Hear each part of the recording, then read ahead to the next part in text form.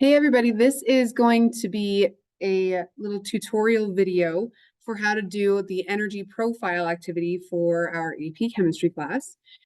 We're going to do several things for each reaction, and I'm going to do a couple of examples with you. I know there's only one labeled as an example on the work packet, but I'm going to do more than one just to make sure that you have a pretty clear understanding of what you need to do, and you have a couple of things to reference for this activity. So you're going to be using the steps that are given for the reaction. So this one has step 1, step 2, to write the overall chemical reaction. And you'll write that overall reaction down here. Then you're going to write the rate law expression for the reaction, considering that the slow step is the determining step for the rate law. Okay, so we're going to use the slow step to write a rate law equation. Then we're going to complete an energy profile graph.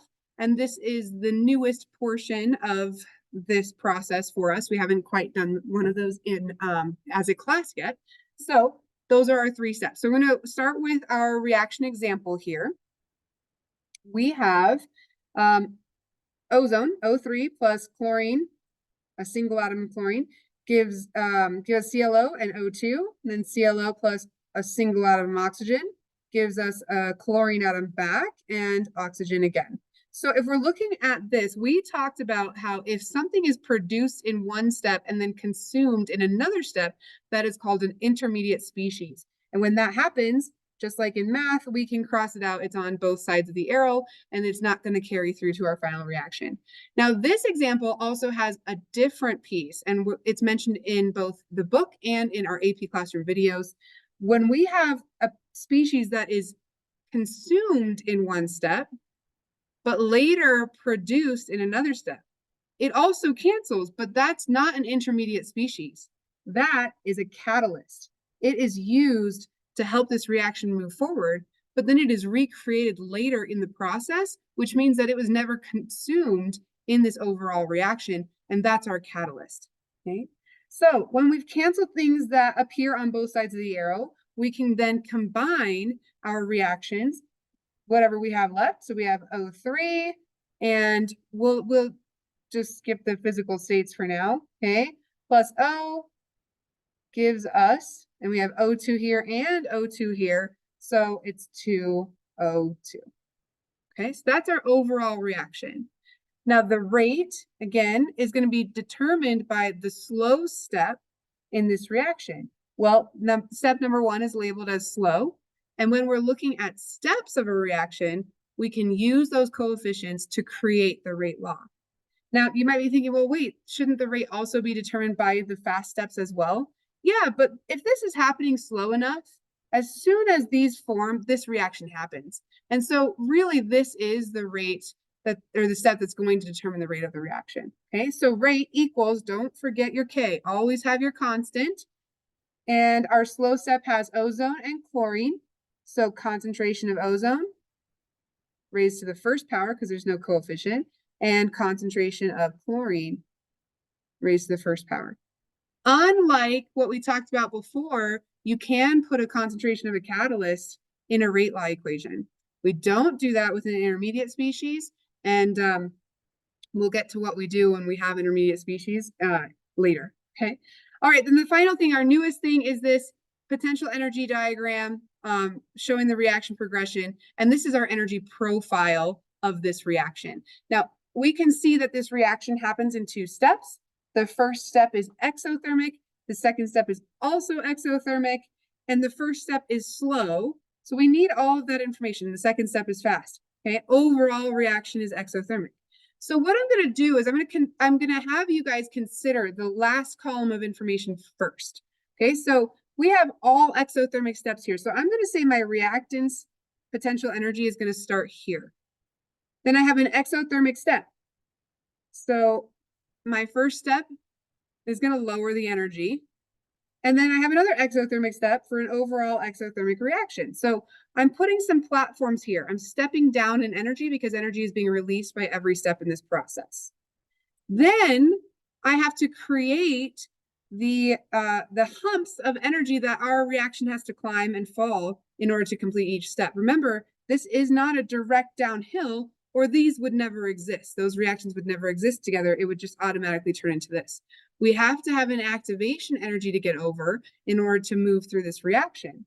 Well, because this is slow, that typically suggests we have a high activation energy. So I'm going to create a tall hill for this one to climb before sliding down to that middle platform.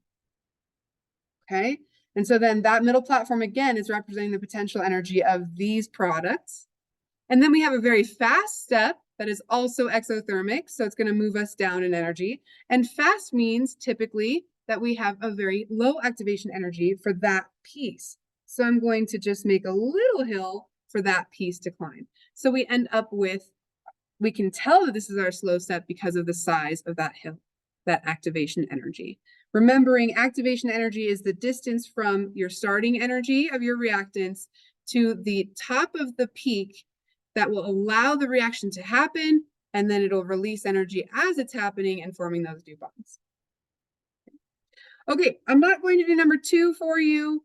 It's similar, but we're going to do reaction 1. I'm going to do reaction 2 because there's a couple of changes here. We have a 3-step reaction with some slow, some fast, but we also have some endothermic and exothermic pieces instead of just exothermic. This one also has endothermic and exothermic, but only 2 steps. So I wanted to make sure that we had an example with more than that. Okay, so if we're looking at reaction 2, first thing, overall reaction, we're looking for intermediate species that can cancel off within this reaction process. Here's another one. Okay, but now if I'm looking at this, I don't have any species prior to the arrow that are showing up after the arrow, and I don't have any species after the arrow showing up prior to the arrow in another step. Okay, so I can now combine and get my complete overall reaction here. So C4H9Br plus I have 2 waters will react to form a bromide ion, C4H9OH,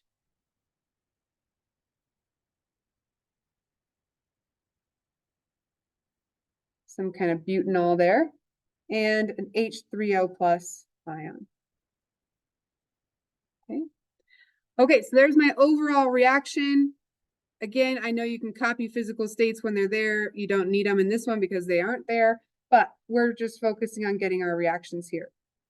For some reason, this is blank. It should have said exothermic, so just go ahead and write exothermic in that space. Not sure why that one was left blank, but all of the rest of them are there, so we don't have to worry about that. Okay, rate, again, based on our slow step. Well, our slow step is our first step, so the reactant's there, just the one. So we're going to have rate equals K, whatever the constant ends up being, and C4H9Br is the only thing we need to worry about for concentration. Raised to the first power because it has a coefficient of 1. If you wanted to be super specific, if we're looking at these, they each have a K value written over their arrow.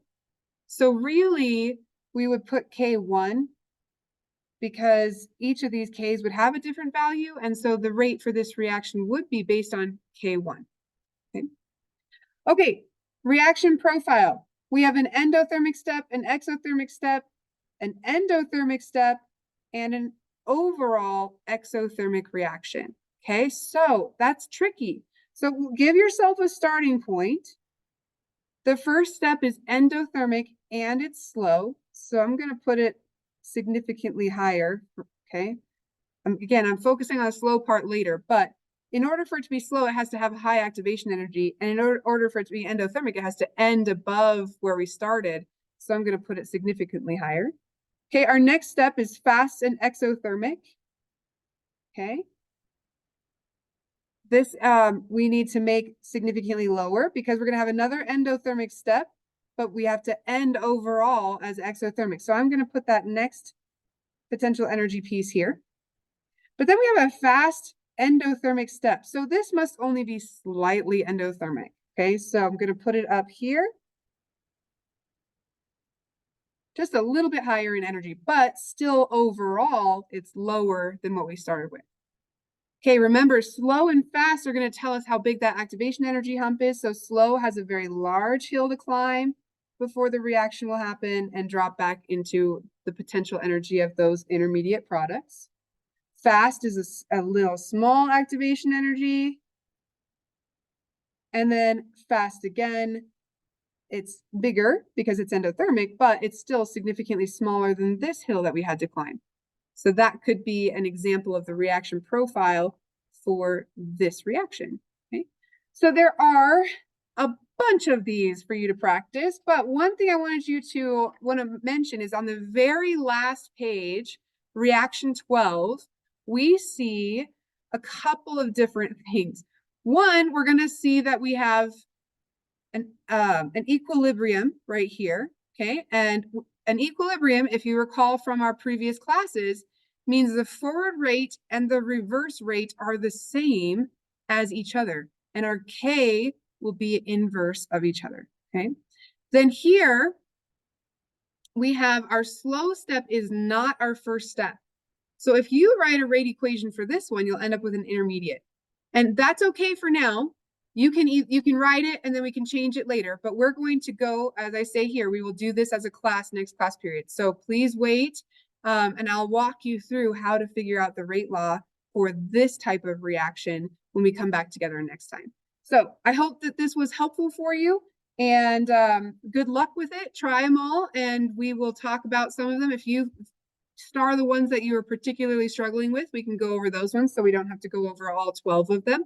But good luck and thank you for watching, and we'll see you next time.